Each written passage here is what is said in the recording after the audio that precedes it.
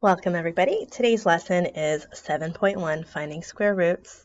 The essential question is, how do you evaluate expressions with square roots? So you want to make sure you can answer that question by the end of this lesson.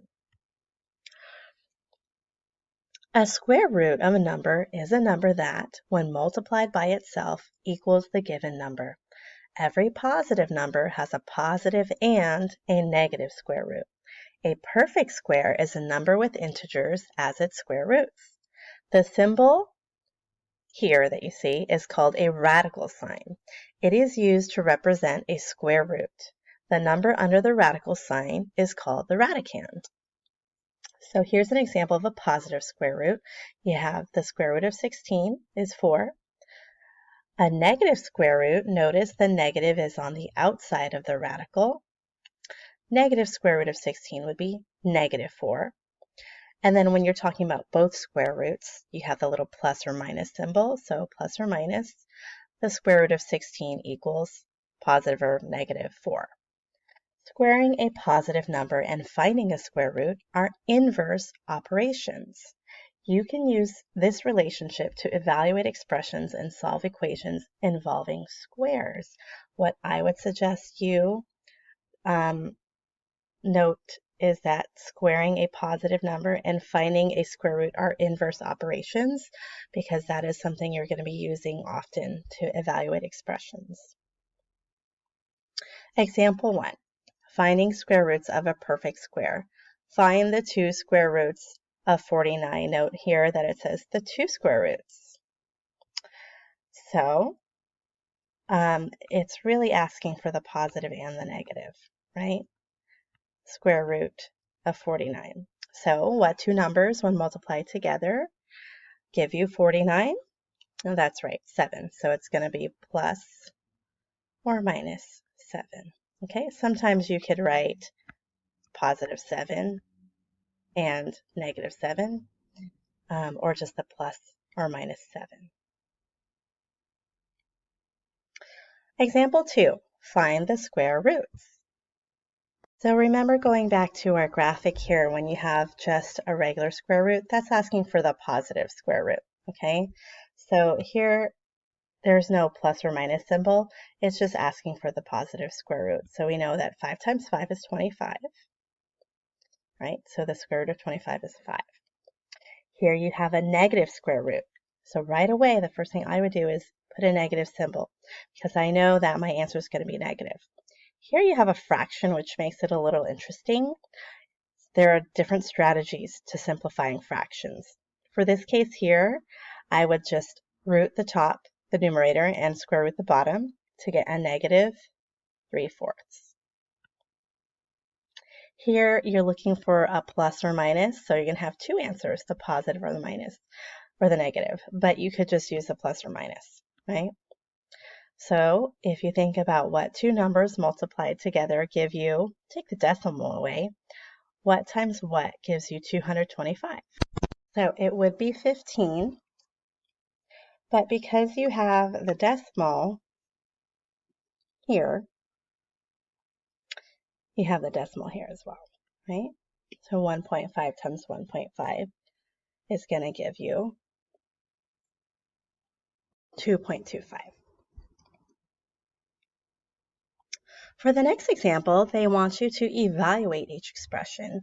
So anytime you see the word evaluate, you always want to think about your order of operations, or PEMDAS, right? As many of you have learned.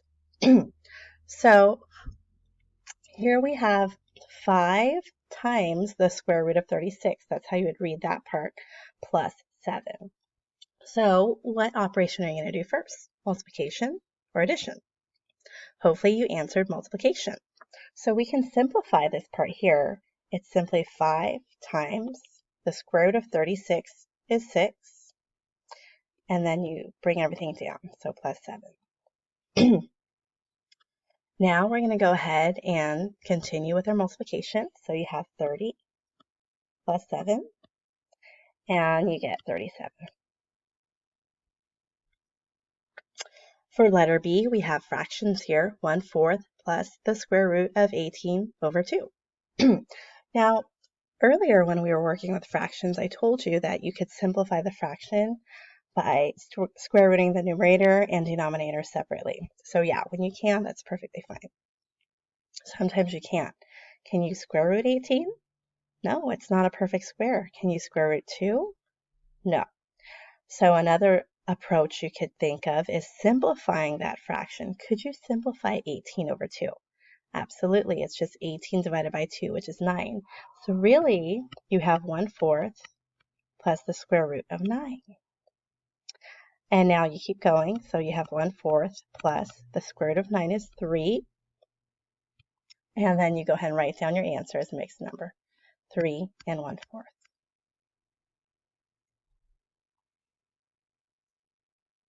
So for letter C, again, keep your order of operations in mind. We have an exponent here, so we want to make sure that we take care of that before any subtraction. Now, if you remember going back to some of the reading we did earlier, I had you highlight squaring a positive number and finding a square root are inverse operations. Well, let's take a look. Inverse operations always cancel each other. So if I'm square rooting 81, for example, that would be 9.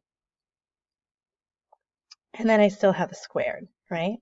And then 9 squared is 81. So I did these two steps separately, but really you're just removing the radical and the exponent. So all I really have to do is just undo the square and the radical. You're left with 81. Inverse operations cancel each other out, right? Subtract 5, and what do you get for your answer? That's right, 76.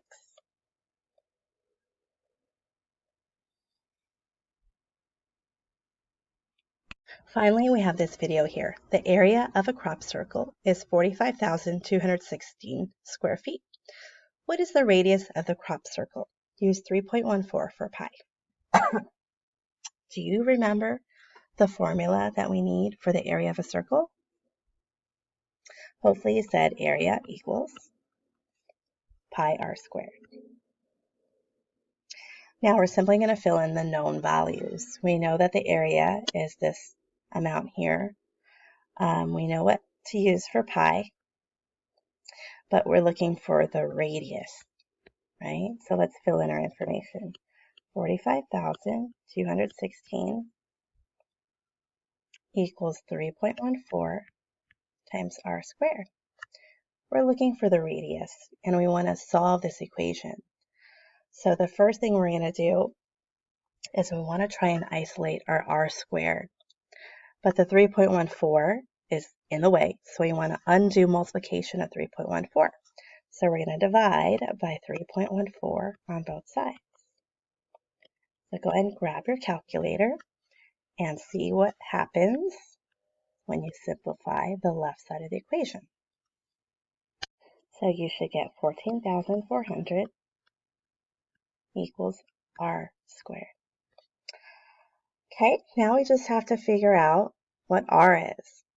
And we have to remember that the square is in the way of r being alone. How do we undo squaring something? Do you remember? Good. You would square root. Remember that squaring something and square rooting something are inverse operations, so they undo each other. So what you can do is, and maybe I'll use a different color to show this, you're going to square root both sides. Remember, whatever you do to one side of the equation, you must do to the other side, right? So now we're going to cancel out our radical and our square because they are inverse operations. R equals, go ahead and punch in for the square root of 14,400 onto your calculator.